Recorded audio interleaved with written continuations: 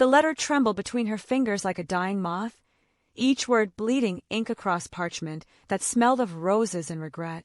Celeste pressed it against her chest, feeling her heartbeat drum against the paper as footsteps echoed in the corridor beyond her door. Heavy, deliberate, belonging to someone who held her fate in hands she had never been permitted to touch. The candle beside her bed flickered, casting shadows that danced like accusations across the walls, and she knew, with a certainty that comes only in moments when the world tilts toward ruin, that everything she had believed about love was about to shatter like glass beneath a careless heel. Before we dive into the story, leave your comment with a rating from 1 to 10 and tell us which city you're joining us from. May this moment bring reflection and emotion to your heart. The morning Celeste arrived at Ravenshollow Manor, the sky hung low and gray, like a shroud drawn across the earth's face. She pressed her palm against the carriage window, watching droplets of rain trace crooked paths down the glass, each one a mirror of her own uncertain journey. The wheels crunched over gravel that sounded like broken bones, and when the massive oak doors came into view, she felt her breath catch in her throat like a bird trapped in a cage of ribs. Her fingers found the worn leather of her traveling bag, clutching it as though it contained all the courage she had left in the world.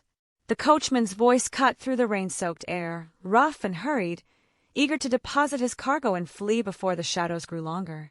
Celeste stepped down onto stone slick with moisture, her boots finding purchase on a path that seemed to lead not toward shelter, but towards something that waited in the darkness between certainty and dream. The housekeeper who greeted her moved like smoke given form, her keys jangling a funeral dirge as she led the way through corridors that swallowed light whole. Mrs. Blackwood's voice carried the weight of secrets pressed between the pages of years, each word measured and careful, as if speaking too loudly might wake something better left sleeping. The air inside tasted of old roses and something else, something that made Celeste's skin prickle with awareness, as though invisible eyes were cataloging her presence. "Lord Ashworth is away on business," Mrs. Blackwood intoned, her voice echoing off walls lined with portraits whose eyes seemed to follow their passage. "You're to serve as companion to his ward, Miss Evangeline. The child has been difficult since her arrival." The word difficult hung in the air like incense, thick and cloying. Celeste nodded, though something in her chest fluttered with unease. She had come to Ravenshollow seeking refuge from a world that had offered her nothing but closed doors and turned backs, an orphan seeking purpose in a house that breathed with the weight of its own mysteries. The position as companion to a troubled child had seemed like Providence when the letter arrived at the foundling home where she had spent her 19 years. Now, walking through halls where shadows seemed to have substance and weight, she wondered if Providence wore a different face than she had imagined. Her room sat high in the eastern wing, a circular chamber with windows that looked out over gardens gone wild with neglect. Ivy crawled up the walls like grasping fingers, and in the distance, beyond the tangle of overgrown hedges, stood a greenhouse with glass panels that caught what little light the gray day offered. Celeste unpacked her few possessions with hands that trembled slightly, though whether from cold or anticipation she could not say. When evening came, it arrived not with the gentle fade of daylight but with a sudden, absolute darkness that seemed to drop over the manor like a heavy curtain. Celeste had been summoned to the library to meet her charge, and as she made her way downstairs worn smooth by countless footsteps, she felt the house settling around her with sighs and whispers that might have been wind, or might have been something else entirely. The library doors stood ajar, spilling golden light into the corridor like honey poured from a broken jar. Inside, surrounded by towers of leather-bound volumes that reached toward a ceiling lost in shadow, sat a girl of perhaps 16, her hair the color of wheat in summer, and her eyes holding depths that seemed far too ancient for her face. This was Evangeline, though when she looked up from the book in her lap, Celeste felt as though she were gazing not at a child but at a creature who had learned to wear childhood like an ill-fitting garment. "You're the new companion," Evangeline said, her voice carrying a melody that seemed to come from somewhere far away. "They always send someone new when the old one leaves. Do you know why they leave, Miss Celeste?" The question hung between them like a spider's web, delicate and treacherous. Celeste felt her pulse quicken, though she could not have said why. "I imagine they find positions that suit them better," she replied, her voice steadier than she felt. Evangeline smiled, and there was something in that expression that made the candle flames dance as though stirred by an unseen breath. They leave because they hear things, she whispered, her eyes never leaving Celeste's face. Things that walk in the walls at night, things that whisper secrets better left unspoken. But you won't leave, will you? You have nowhere else to go. The truth of those words settled into Celeste's bones like winter's first frost. She was indeed without options, an orphan cast adrift in a world that had little use for young women without fortune or family. But there was something else in Evangeline's words, something that spoke of knowledge too deep for her years and shadows that moved independently of their makers. As if summoned by their conversation, the sound of hoofbeats echoed from the courtyard below, sharp and rhythmic against the cobblestones. Both women turned toward the windows, where the glass reflected their pale faces like ghosts captured in crystal. The hoofbeats grew closer, then stopped with an abruptness that seemed to pull all sound from the world. "He returns," Evangeline whispered, and for the first time since Celeste's arrival, the girl's composure cracked like porcelain struck by stone. "Lord Ashworth comes home to find a new lamb among his wolves." The temperature in the room seemed to drop by degrees, and Celeste felt her breath mist in the suddenly frigid air. From somewhere deep in the house came the sound of doors opening and closing, followed by footsteps that moved with purpose and authority. Each step seemed to resonate through the floorboards and into Celeste's very soul, as though the house itself were announcing the return of its master. Mrs. Blackwood appeared in the doorway like an apparition, her face pale in the candlelight. "Miss Celeste," she said, her voice barely above a whisper, "Lord Ashworth wishes to see you in his study." Immediately, the word immediately cut through the air like a blade, and Celeste felt her mouth go dry. She rose from her chair on legs that felt suddenly uncertain, aware of Evangeline's eyes following her every movement. As she reached the doorway, the girl's voice drifted after her like smoke. "Remember, Miss Celeste, in this house, nothing is ever quite what it seems, and Lord Ashworth least of all. The study lay at the heart of the manor, reached by corridors that seemed to twist and turn upon themselves like a labyrinth designed to confuse and disorient." Mrs. Blackwood walked ahead in silence, her keys creating a discordant symphony that echoed off walls lined with tapestries depicting scenes of hunts and battles fought in ages past. The air grew thicker with each step, heavy with the scent of leather and something else, something wild and untamed that made Celeste's skin prickle with awareness. When they reached the heavy oak door, Mrs. Blackwood paused, her hand resting on the brass handle as though reluctant to turn it. "A word of advice, child," she murmured, her eyes holding depths of warning. "Lord Ashworth is not like other men. He sees things others miss, knows things others forget. Be careful what truths you reveal in his presence." Before Celeste could ask what she meant, the door swung open, and she found herself stepping into a room that seemed to exist outside the natural order of things. Books lined the walls from floor to ceiling, their leather spines gleaming in the light of a fire that burned with flames too blue to be entirely natural. Behind a massive desk carved from what appeared to be a single piece of black oak sat a man who made the very air around him seem to vibrate with barely contained power. Lord Gabriel Ashworth was not what Celeste had expected. She had imagined someone older, perhaps weathered by years and responsibility. Instead, the man who rose from behind the desk moved with the fluid grace of youth, though his eyes held depths that spoke of decades lived in shadow. His hair was dark as a raven's wing, and when he looked at her, she felt as though he were seeing not just her face but her very soul laid bare before his gaze. "Miss Celeste," he said, and his voice was like velvet draped over steel, soft yet somehow dangerous. "Welcome to Ravenshollow. I trust Mrs. Blackwood has made you comfortable." She managed a curtsy, though her knees felt like water. "Yes, my lord. Thank you for the opportunity to serve in your household." A smile played at the corners of his mouth, but it was not entirely kind. "Serve," he repeated, as though tasting the word. Such a simple concept, yet so rarely understood in its full complexity. "Tell me, Miss Celeste, what do you know of the history of this place?" The question caught her off guard. "I know only that it's been in your family for generations, my lord." "Generations," he mused, moving around the desk with steps that made no sound on the thick carpet. "Yes, though not always in the way one might expect. This house has a tendency to collect things. Objects of beauty, artifacts of power, people who find themselves with nowhere else to turn." He was closer now, close enough that she could smell the scent that clung to him, something wild and dangerous, like storm winds across a moor.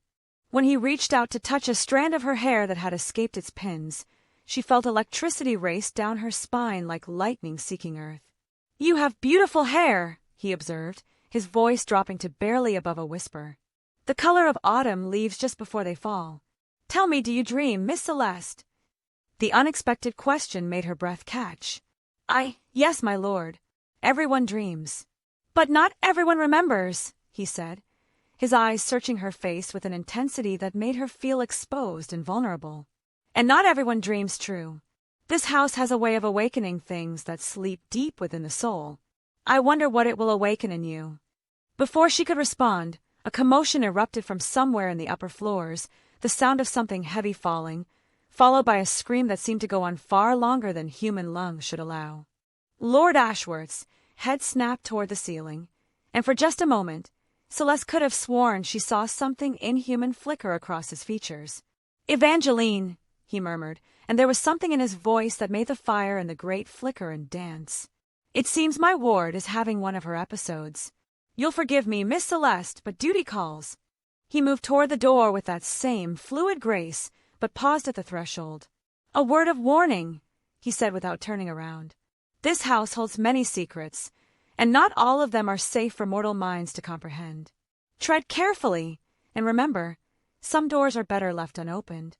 Then he was gone, leaving Celeste alone in the study with only the crackling fire for company. The flame seemed to whisper secrets in languages she couldn't understand, and when she finally found the courage to leave, she carried with her the feeling that something fundamental had shifted in the fabric of her world. The next morning dawned gray and cheerless, with mist clinging to the windows like grasping fingers. Celeste woke to find a breakfast tray waiting outside her door, though she had not heard anyone place it there. The food was simple but well prepared: warm bread, honey that tasted of summer meadows, and tea that seemed to banish the chill from her bones. With the tray came a note written in an elegant hand. "Your duties begin today. E. awaits you in the conservatory. Mrs. B." The conservatory proved to be the glass structure she had glimpsed from her window, though seen up close it was far more magnificent than she had imagined. The building rose like a crystal cathedral from the wild garden, its panes catching what little sunlight managed to penetrate the morning mist. Inside, the air was warm and humid, thick with the scent of exotic blooms and something else, something that reminded her uncomfortably of the way Lord Ashworth had smelled the night before. She found Evangeline seated on a wrought-iron bench near a fountain that had long since run dry, her pale hands folded in her lap like delicate birds at rest. The girl wore a dress of deep burgundy that made her skin appear almost translucent, and when she looked up at Celeste's approach, her smile held shadows. "You came," Evangeline said, as though there had been some doubt. "I wasn't certain you would after last night. Tell me, what did you think of my guardian?" The question was asked with the casual air of someone inquiring about the weather, but Celeste sensed depths beneath the surface. "He seems intense," she replied carefully. Evangeline laughed, a sound like silver bells touched by frost. "Intense? Yes, that's one word for it. He's lived here so long that sometimes I think the house and he have become one creature. Do you know how long I've been his ward?" "I assume since you were a child. 5 years." Evangeline interrupted. 5 years since my parents died in a carriage accident on the moors. 5 years of learning to see in the dark, to hear whispers that have no source, to feel eyes upon me even when I'm alone. This house changes people, Miss Celeste. It changed me, and it will change you too if you let it. There was something prophetic in the girl's words, something that made Celeste's skin crawl with premonition. Around them, the exotic plants seemed to lean closer, as though listening to their conversation with keen interest. The air grew thicker, more oppressive, and somewhere in the distance came the sound of footsteps, slow, measured, approaching the conservatory with inexorable purpose. Evangeline's eyes brightened with what might have been anticipation or fear. "He comes," she whispered. "He always knows when we speak of him. It's as though his name calls to him across the shadows." The footsteps stopped just outside the conservatory door, and for a long moment the only sound was the gentle drip of water from the leaves overhead. Then the door opened, and Lord Ashworth stepped inside, his presence immediately transforming the space from a place of beauty into something that felt both magnificent and dangerous. "Miss Celeste," he said, inclining his head in a gesture that was part greeting, part acknowledgement of something deeper. "I see you've found our little sanctuary. Evangeline has always been drawn to this place. I think it's the isolation. Here, one can speak freely without fear of being overheard." He moved deeper into the conservatory, his fingers trailing along the leaves of plants that seemed to respond to his touch with subtle shivers and sighs. When he reached the fountain where they sat, he settled onto the stone rim with easy grace, close enough that Celeste could feel the heat radiating from his body despite the cool morning air. "Tell me," he said, his voice low and hypnotic, "what do you see when you look at this place?" Celeste glanced around at the glass walls, the exotic plants, the elaborate ironwork that supported the structure. "Beauty," she said finally. "A place where things can grow that wouldn't survive in the harsh world outside." "Precisely," he murmured, and there was approval in his tone that warmed her more than it should have. "A sanctuary for delicate things, for creatures that require special care." His eyes found hers, and in their depths she saw something that made her pulse quicken. There was hunger there, but not the crude desire she had learned to recognize and fear in other men. This was something more complex, more dangerous, the hunger of a predator who took pleasure not just in the hunt, but in the careful cultivation of prey. "Evangeline," he said without breaking eye contact with Celeste, "I believe Mrs. Blackwood requires your assistance with the morning correspondence." It was clearly a dismissal, though delivered with such gentle authority that it barely seemed like a command at all. Evangeline rose with fluid grace, but not before placing a hand on Celeste's shoulder, a touch that burned like ice through the fabric of her dress. "Remember what I told you," the girl whispered, her words so soft that only Celeste could hear them. "Nothing here is what it seems." Then she was gone, leaving Celeste alone with Lord Ashworth among the watching plants and the weight of unspoken possibilities. He studied her with eyes that seemed to catalogue every breath, every heartbeat, every flutter of emotion that crossed her features. "You're afraid," he observed, and it wasn't a question. "Should I be?" The words escaped before she could stop them, bold in a way that surprised them both. His smile was slow and dangerous. "Fear can be a useful thing, Miss Celeste. It keeps one alert, aware of dangers that might otherwise go unnoticed. But fear can also be a cage, preventing one from experiencing the full depth of what life has to offer." He rose from the fountain's edge and moved closer, close enough that she had to tilt her head back to meet his gaze. "The question is, do you wish to remain safely caged, or are you brave enough to discover what lies beyond the bars?" Before she could answer, he was walking away, his footsteps echoing off the glass walls like a heartbeat, gradually fading into silence.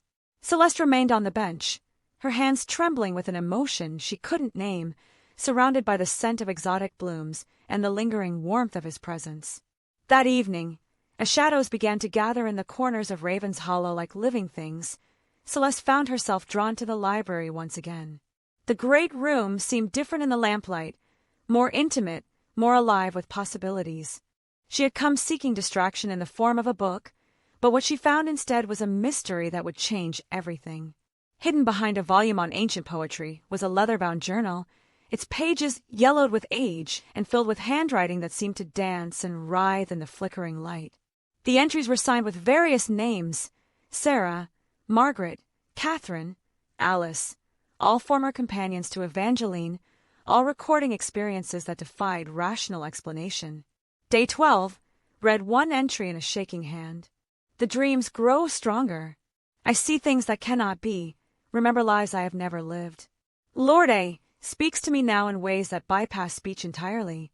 I feel myself changing, becoming something other than what I was. God help me, I do not know if I wish it to stop." Another entry, in different handwriting. "The house breathes. I know how mad that sounds, but I swear by all that's holy, the very walls expand and contract like lungs. E warns me to leave, but how can I go when every fiber of my being calls out to remain? He has done something to me, something wonderful and terrible, and I am no longer certain where I end and he begins." With trembling fingers, Celeste turned to the final entry, dated only weeks before her own arrival. "I understand now why the others came to love their chains. There is a freedom and surrender that no liberty could match. He offers immortality, not of the body but of the soul, to become part of something greater than mortal flesh could ever contain. I go to him tonight with joy, knowing that what I was will die, but what I become will be glorious beyond imagining. The journal slipped from her nerveless fingers, hitting the carpet with a sound like a death knell. Around her, the library seemed to pulse with hidden life, and she could have sworn she heard whispers emanating from the very walls, voices of women who had come before, who had made choices that led them far from the realm of ordinary human experience. Fascinating reading. The voice came from directly behind her, soft as silk and twice as dangerous. Celeste spun around to find Lord Ashworth standing in the doorway, his eyes reflecting the lamplight like those of some great predatory cat. How long had he been watching her? How much had he seen? "I was looking for something to read," she managed, her voice barely above a whisper. "And instead you found truth," he replied, moving into the room with that same fluid grace that made her think of shadows given form. "Tell me, Miss Celeste, do you believe what you read?" The question hung between them like a blade poised to fall.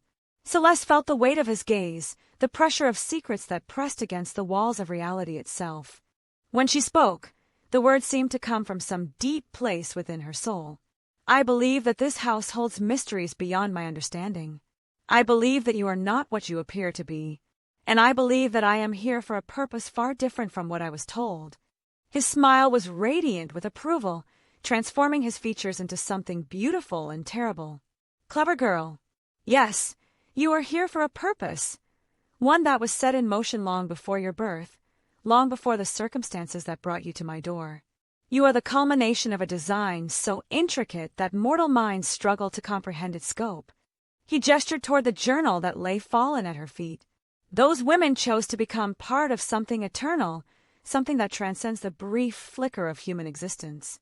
They gave up their mortality in exchange for a form of immortality that makes the promise of heaven pale in comparison."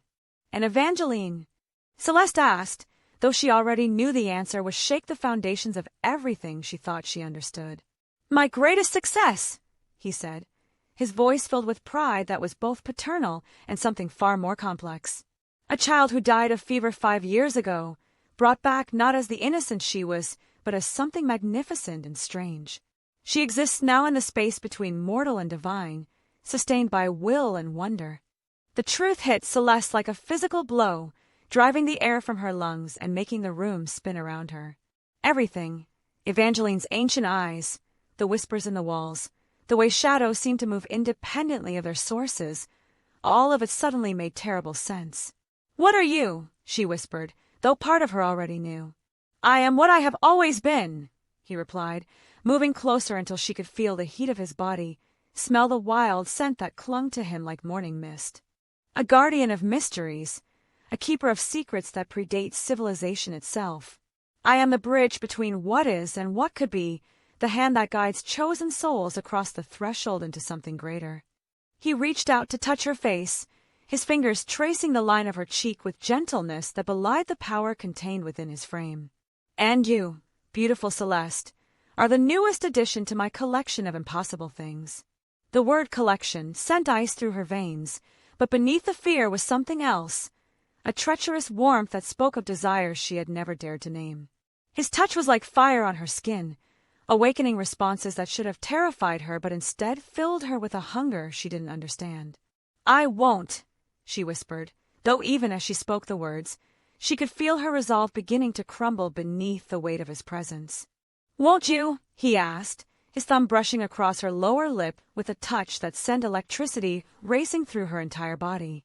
"Look into yourself, Celeste. Look past the fear and the doubt to the truth that lies beneath. You've always known you were different, haven't you? Always felt as though you were waiting for something, searching for a purpose that remained just beyond your reach." His words struck home with devastating accuracy. All her life, she had felt like a stranger in her own skin, as though she were merely playing a role in someone else's story. Even in the foundling home, surrounded by others who shared her circumstances, she had felt isolated, separate, marked by some invisible sign that set her apart from ordinary humanity. "The others chose willingly," he continued, his voice hypnotic in its certainty. They recognized what they could become and embraced the transformation with joy. But you have the potential to be something even more extraordinary. Something that could stand beside me as an equal rather than merely another beautiful addition to my garden of wonders. The promise in his words was intoxicating, offering everything she had ever dreamed of: purpose, belonging, a place in a world that had always seemed determined to reject her. But beneath the seductive appeal of his offer lay an abyss that would swallow everything she had ever been. "And if I refuse?" she asked, though they both knew the question was merely a formality. His smile was gentle, almost sad.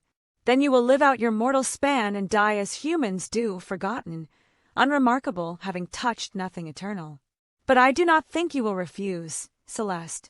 I think you will choose to become what you were always meant to be." As if in response to his words, the very air around them began to shimmer with possibility. The walls of the library seemed to pulse with hidden life, and somewhere in the distance, Celeste could hear what sounded like singing, voices raised in harmonies that spoke of joy beyond human comprehension. When Lord Ashworth leaned down to press his lips to hers, the kiss tasted of eternity and promises too dangerous to break.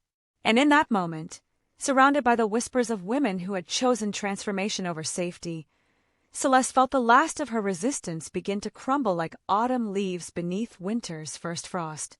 The transformation began that very night, though Celeste would not understand its true nature until much later. Lord Ashworth led her through corridors she had never seen before, past doorways that opened onto rooms that defied architectural logic, deeper into the heart of Ravenshollow than she had known it was possible to go. The walls here were older, carved from stone that predated the manor above, and covered with symbols that seemed to writhe and shift in the torchlight.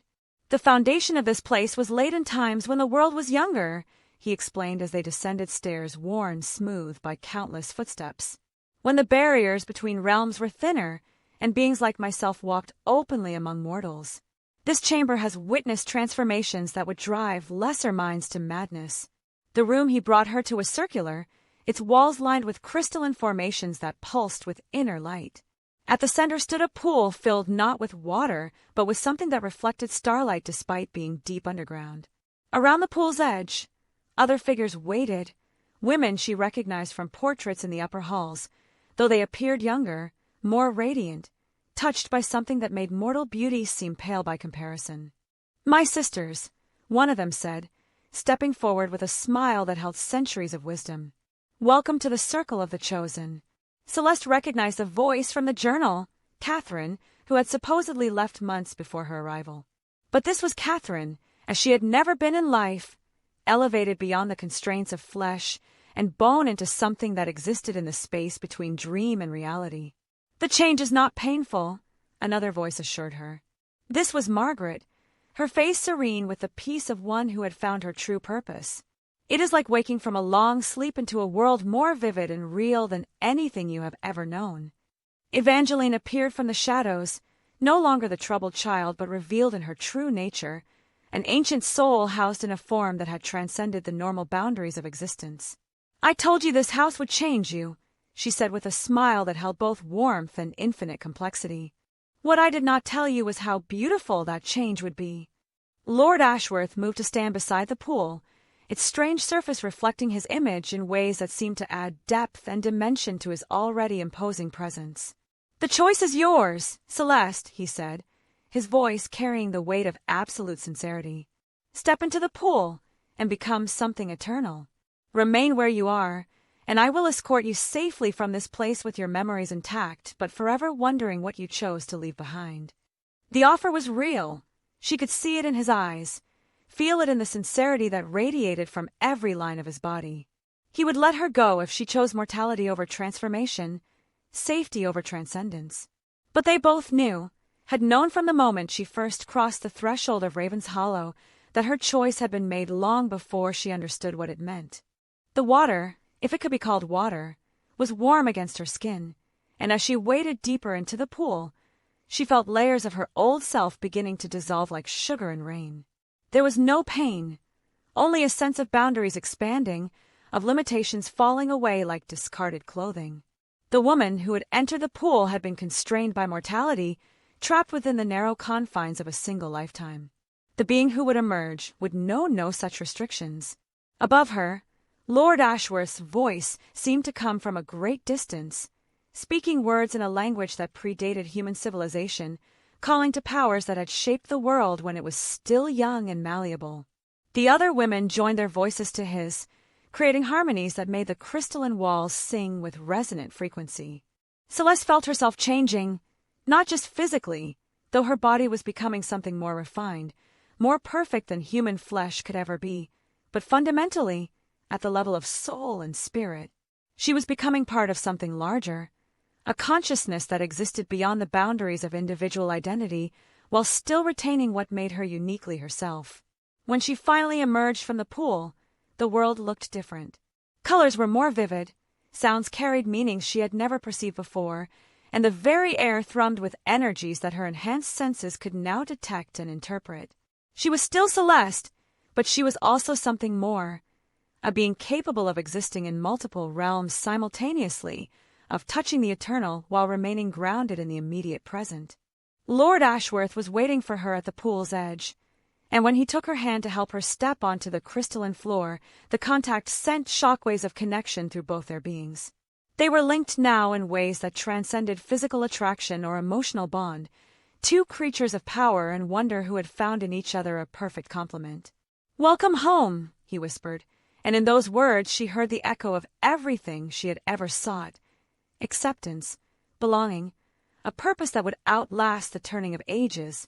The days that followed blurred together in a symphony of discovery and wonder. Celeste learned to navigate her new existence, to harness abilities that would have seemed miraculous to her former self. She could step between shadows and emerge continents away, commune with the spirits that inhabited the borderlands between worlds, and perceive the hidden currents that flowed beneath the surface of reality. But perhaps most remarkable was the relationship that developed between her and Gabriel, for she had earned the right to use his name, to know him as something more than the mysterious Lord of Ravenshollow. They were partners now in ways that defied easy definition, bound together by choice and transformation into something that was neither fully individual nor completely merged. Together, they walked through gardens that existed in multiple dimensions simultaneously, tended to mysteries that required a mortal perspective to fully comprehend, and welcomed others who found their way to Ravenshollow seeking something beyond the ordinary constraints of mortal existence. Some visitors came drawn by stories whispered in shadowy corners of the world, tales of a place where the impossible became commonplace, where transformation was offered to those brave enough to embrace it. Others arrived as Celeste had, guided by circumstances that seemed random but were actually threads in a pattern too complex for mortal minds to perceive. Each newcomer was given the same choice Celeste had faced: remain as they were and depart with their memories intact, or step into the pool and become something magnificent and strange. Not all chose transformation. Some, when faced with the reality of what was being offered, chose the safety of their limited existence over the terrible beauty of transcendence. But those who did choose to change became part of a family unlike any that had ever existed, beings of power and wonder bound together by shared transformation and common purpose. They were guardians of mysteries, keepers of secrets that connected the mundane world to realms of infinite possibility. And at the center of it all stood Gabriel and Celeste, their love serving as both anchor and inspiration for the extraordinary community that had grown around them. They had found in each other not just passion but partnership, not just desire but destiny fulfilled in ways that surpassed every dream either had dared to harbor. The seasons turned around Ravenshollow, but those who dwelt within its walls remained unchanged by time's passage. They had stepped outside the normal flow of existence into something eternal, something that would endure long after the last star had burned itself to ash in the cold depths of space.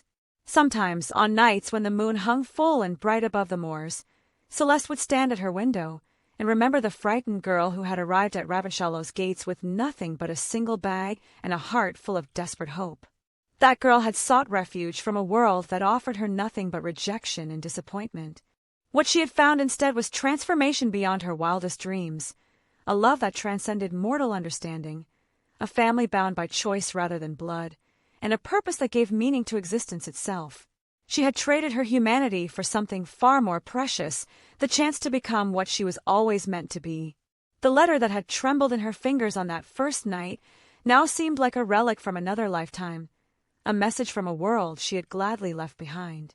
In its place, she carried memories of wonders that no mortal words could adequately describe, experiences that had reshaped her understanding of what was possible. As dawn broke over the ancient stones of Raven's Hollow, painting the sky in shades of rose and gold, Celeste smiled and turned away from the window. There was work to be done, mysteries to tend, secrets to guard, and perhaps another lost soul to welcome into the circle of the transformed. The house around her hummed with contentment, its walls holding centuries of love and wonder within their ancient embrace. And somewhere in its depths, Gabriel waited for her with eyes that held the promise of eternity and arms that offered sanctuary from every storm. She had come to Raven's Hollow seeking shelter from the harsh winds of fate. What she had found instead was a love that defied the very foundations of mortality, a transformation that had elevated her beyond the constraints of ordinary existence, and a home in the spaces between worlds where wonder and darkness danced together in perfect harmony. The months that followed her transformation brought revelations that continued to reshape Celeste's understanding of the world and her place within it. She learned that Raven's Hollow was not merely a manor house but a nexus point, a place where multiple realities intersected, allowing passage between realms that existed beyond the perception of ordinary mortals. The strange occurrences that had once seemed mysterious now revealed themselves as glimpses of these other worlds bleeding through the thin barriers that separated one dimension from another. Gabriel proved to be not just her lover, but her guide through this expanded reality. He had walked between worlds for so long that the distinction between what was real and what was possible had blurred into irrelevance. Under his tutelage, Celeste learned to navigate the hidden pathways that connected Raven Hollow to places that existed only in legend and dream. Together, they visited libraries that housed the collected wisdom of civilizations that had risen and fallen before humanity drew its first breath. They walked through forests where the trees remember conversations held beneath their branches when the world was young, and danced in ballrooms where the music was played by instruments that existed only in the spaces between heartbeats. But perhaps most remarkably, they encountered others like themselves, beings who had chosen transformation over limitation, who had traded the certainty of mortal existence for the infinite possibilities that lay beyond. Some had been human once, like Celeste. Others had originated in realms where different rules applied entirely. All were bound together by their willingness to embrace change, to become something greater than what they had been. The community that grew around Raven's Hollow became a sanctuary for these transformed souls, a place where they could exist without pretense or fear of discovery. They came from every corner of existence, former mortals who had transcended their original nature, entities from parallel dimensions seeking refuge from conflicts that spanned multiple realities, and beings so ancient that they remember the first words spoken in the language of creation. Each brought their own gifts to the collective whole. Some possessed knowledge of healing arts that could mend not just physical wounds, but tears in the fabric of reality itself. Others carried within them the ability to see across time, to perceive the threads of causality that connected past, present, and future in an intricate web of possibility. Still others had mastered forms of creation that allowed them to bring new wonders into existence through will and imagination alone. Celeste found her own unique abilities emerging as she grew more comfortable with her transformed nature. She discovered that she could sense the emotional resonances that lingered in places where intense feelings had been experienced, could read the psychic imprints left behind by those who had loved, suffered, or transcended in locations touched by powerful emotions. This gift made her invaluable in helping newcomers navigate their own transformations, as she could perceive and address the deep-seated fears and desires that often complicated the process of fundamental change. More importantly, she became Gabriel's partner in the truest sense, not merely his beloved, but his equal in the work of maintaining the delicate balance that allowed Raven's Hollow to exist as a bridge between worlds. Together, they wove new protections around the manor, strengthened the barriers that kept hostile forces at bay, and created pathways that allowed safe passage for those seeking sanctuary or transformation. The work was not without its dangers. There were entities that viewed the existence of places like Raven's Hollow as an affront to the natural order, beings of rigid law and absolute certainty who sought to close the gaps between worlds and force existence back into the narrow channels they deemed proper. Twice during Celeste's first year among the transformed, they faced attacks from these cosmic purists, battles fought not with swords or fire but with competing visions of reality itself. In the first assault, shadows given malevolent forms sought to drain the light from Ravenshollow's crystalline heart, to transform the manor into a place of absolute darkness where no warmth or wonder could survive. Gabriel and Celeste stood together at the center of the storm, their combined will holding back the tide of negation, while the other residents worked to reinforce the protective barriers that kept the manor anchored in its chosen reality. The battle lasted 3 days and nights, during which time itself seemed to slow and stretch like taffy pulled thin. But in the end, their bonds of love and community proved stronger than the attackers' desire for uniformity. The shadows retreated, leaving behind only the memory of how precious their sanctuary truly was. The second attack came from beings of pure logic, entities that sought to reduce all existence to mathematical equations and sterile order. They attempted to rewrite the fundamental laws that governed Ravenshollow, to strip away the magic and mystery that allowed transformation to occur within its walls. This battle was fought on the level of concept and idea, with competing visions of what reality should be clashing like armies on a battlefield of pure thought. Celeste's role in this conflict proved crucial, as her ability to perceive emotional resonances allowed her to counter the attackers' cold logic with the warm chaos of feeling and intuition. She wove together the love stories that had played out within Ravenshollow's walls, the bonds of friendship and family that connected its residents, the joys and sorrows that gave existence meaning beyond mere mathematical precision. When the battle ended, the manor stood unchanged, but Celeste found herself forever altered by the experience. She had touched the fundamental forces that shaped reality itself, had stood at the intersection of order and chaos, and helped determine which would prevail. The responsibility was humbling, but it also filled her with a sense of purpose that transcended any she had known in her former existence. As her second year among the transformed began, Celeste found herself taking on new responsibilities within the community. She became a teacher for newly arrived souls, helping them navigate the complex process of adaptation to their enhanced existence. Each transformation was unique, requiring individualized attention and care to ensure that the person's essential nature was preserved while their limitations were transcended. Some newcomers struggled with the loss of their former identities, mourning the simplicity of their mortal existence even as they marveled at their new capabilities. Others embraced change so completely that they risked losing all connection to what they had been, becoming something alien and unrecognizable. Celeste's gift for reading emotional resonances allowed her to guide each individual along the path that would lead to successful integration of their old and new selves. The work was deeply rewarding but also emotionally demanding. She found herself carrying the fears and hopes of dozens of transforming souls, helping them process experiences that often defied rational explanation. There were nights when she would return to the chambers she shared with Gabriel feeling drained and overwhelmed by the intensity of others' emotions. But Gabriel was always there to offer comfort and perspective. He had been guiding transformations for centuries, and his experience provided a steady anchor when the work threatened to become overwhelming. Together, they would walk through the midnight gardens, where flowers bloomed in colors that existed nowhere else in creation, and he would remind her of the profound gift they were offering to those brave enough to accept it. "Every soul that chooses transformation," he would say, his voice soft in the darkness, becomes part of a pattern larger than themselves. They trade the isolation of individual mortality for connection to something eternal and magnificent. The pain they experience in letting go of their former selves is real, but it is also temporary.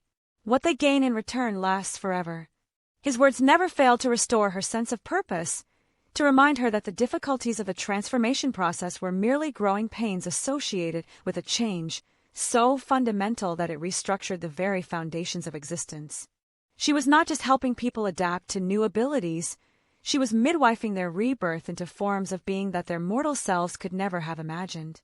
As the seasons turned and her third year at Ravenshollow began, Celeste realized that she no longer thought of herself as someone who had once been human. That former existence had become a distant memory, a prologue to the story of who she had truly been meant to become. She was no longer Celeste who had been transformed. She was simply Celeste, a being of wonder and power whose nature was as natural to her as breathing had once been. This shift in perspective coincided with new developments in her relationship with Gabriel. What had begun as passion and grown into partnership now deepened into something that transcended even love as mortals understood it. They were becoming two aspects of a single consciousness, separate beings who shared thoughts and feelings with an intimacy that surpassed physical union. Sometimes, when they walked together through the corridors of Ravenshollow, Celeste would find that she could not tell where her awareness ended and his began. They would reach for the same book at the same moment, speak the same words in perfect synchronization, or respond to threats neither had consciously perceived. It was not a loss of individual identity, but rather an expansion of self that encompassed beloved other. The phenomenon was not unknown among the transformed, though it was rare and precious. Gabriel told her that in all his centuries of existence, he had encountered only a handful of pairs who achieved such perfect resonance. It was a sign that their transformation had succeeded not just individually but collectively, creating something new and wonderful that was greater than the sum of its parts. This deepening bond had practical implications for their work as guardians of Ravenshollow. They could coordinate their efforts with an efficiency that seemed almost supernatural, responding to crises before they fully developed and addressing problems with a unity of purpose that made their combined strength far greater than either could achieve alone. When a young woman arrived at their gates one winter evening, fleeing from a family that sought to force her into an unwanted marriage, Celeste and Gabriel worked together to provide exactly the sanctuary she needed. They created a space within Ravenshollow where she could exist in safety while deciding whether to seek transformation or simply refuge until she could build a new life elsewhere. The woman, who called herself Lillian, reminded Celeste powerfully of her own former self, intelligent, sensitive, and desperately seeking a place where she could be valued for who she was rather than what others wanted her to become. But unlike Celeste, Lillian was not immediately drawn to the possibility of transformation. She was frightened by the very idea of changing so fundamentally, preferring the familiar constraints of mortality to the unknown possibilities of transcendence. For months, Lillian remained at Ravenshollow as a purely human guest, helping with mundane tasks while carefully avoiding any deep contact with the manor's transformed residents. She was grateful for the sanctuary, but resistant to any suggestion that she might benefit from the more permanent solutions the community could offer. Celeste found herself deeply invested in Lillian's story, perhaps because it allowed her to revisit her own journey from a new perspective. She spent hours talking with the younger woman, not trying to convince her to accept transformation, but simply offering companionship to someone struggling with questions that had no easy answers. Gradually, Lillian began to open up about her fears and dreams. She spoke of a childhood spent feeling like a stranger in her own family, of always sensing that there was something different about her that others could perceive but never quite name. She described dreams that seemed more real than waking life, visions of places and people that felt familiar despite being impossible. As Celeste listened, she began to recognize patterns that went beyond mere similarity to her own experience. Lillian was not simply someone who might benefit from transformation. She was someone who was already undergoing it, whether she recognized it or not.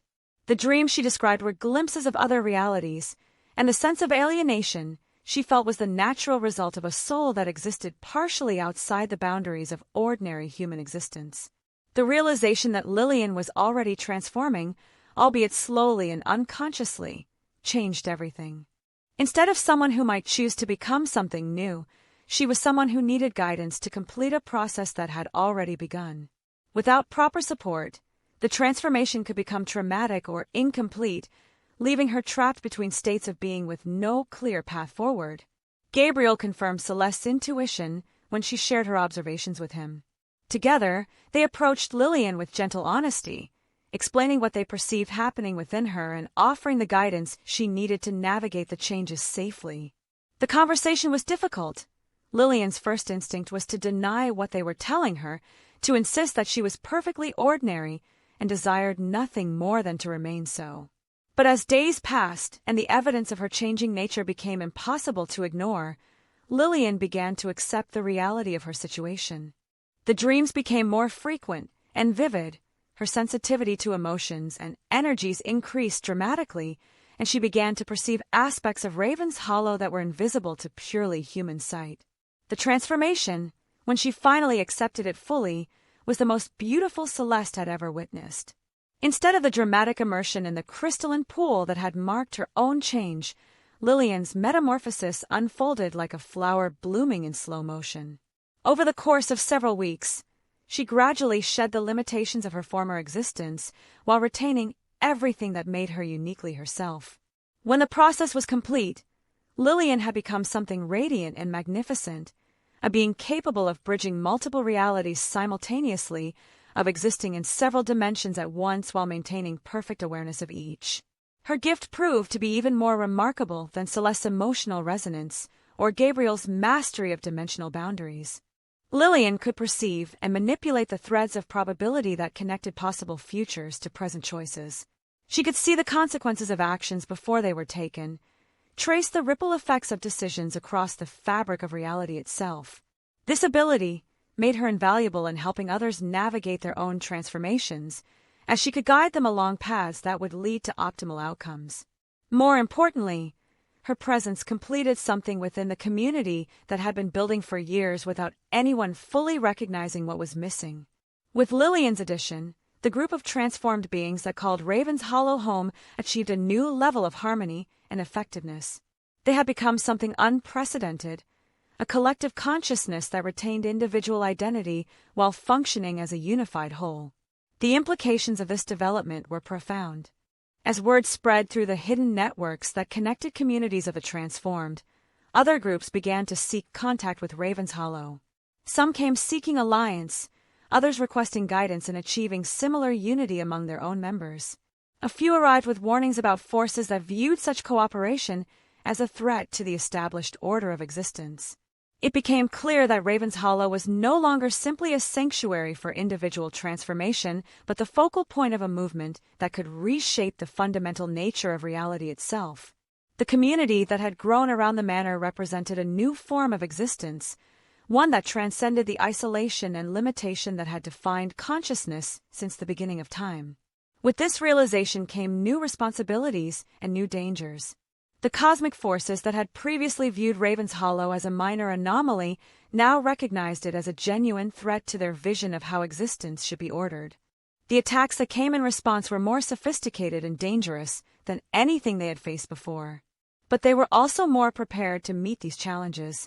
The unity they had achieved made them far stronger than the sum of their individual abilities, and their understanding of the larger patterns at work in the universe allowed them to anticipate and counter threats with increasing effectiveness. As Celeste stood in the highest tower of Raven's Hollow, looking out over gardens that bloomed with impossible beauty beneath stars that shone in colors unknown to mortal perception, she reflected on the journey that had brought her to this moment. She had begun as an orphan with no place in the world, someone whose very existence seemed to be an afterthought in the grand design of creation. Now she was part of something that could literally reshape reality, a being whose choices and actions had consequences that rippled across multiple dimensions. The transformation that had seemed so frightening when Gabriel first offered it to her had proven to be not an ending but a beginning, the first step in a journey that was still unfolding in ways she could never have imagined. The love she shared with Gabriel had grown from passion to partnership to something that existed beyond the normal categories of relationship. They were two aspects of a single will directed toward the preservation and expansion of wonder in a universe that too often sought to reduce everything to sterile predictability. Together with their community of fellow transformed beings, they stood as guardians of possibility itself, protectors of the spaces where magic and mystery could flourish, where consciousness could evolve beyond its original limitations, and where love could transcend even the boundaries of individual existence. The future stretched ahead of them like an unwritten book, full of blank pages waiting to be filled with stories that had never been told before. There would be challenges and dangers, moments of doubt, and periods of difficulty. But there would also be wonders beyond imagination, discoveries that would reshape their understanding of what was possible, and experiences that would justify every sacrifice made in the name of growth and transformation. As dawn broke over the ancient stones of Raven's Hollow, painting the sky in shades of possibility and promise, Celeste smiled and prepared to face whatever the new day might bring. She was no longer the frightened girl who had arrived at these gates seeking nothing more than shelter from the storm. She was something magnificent and strange, a being of power and wonder who had found her true home in the spaces between worlds. The letter that had once trembled in her fingers had long since crumbled to dust, but its message lived on in a form more beautiful than its author could ever have dreamed. Love had indeed found a way, transforming not just hearts but the very nature of existence itself. If this story found a mirror in your soul, leave your comment and share it. Sometimes, what hurts within us is what makes us most human.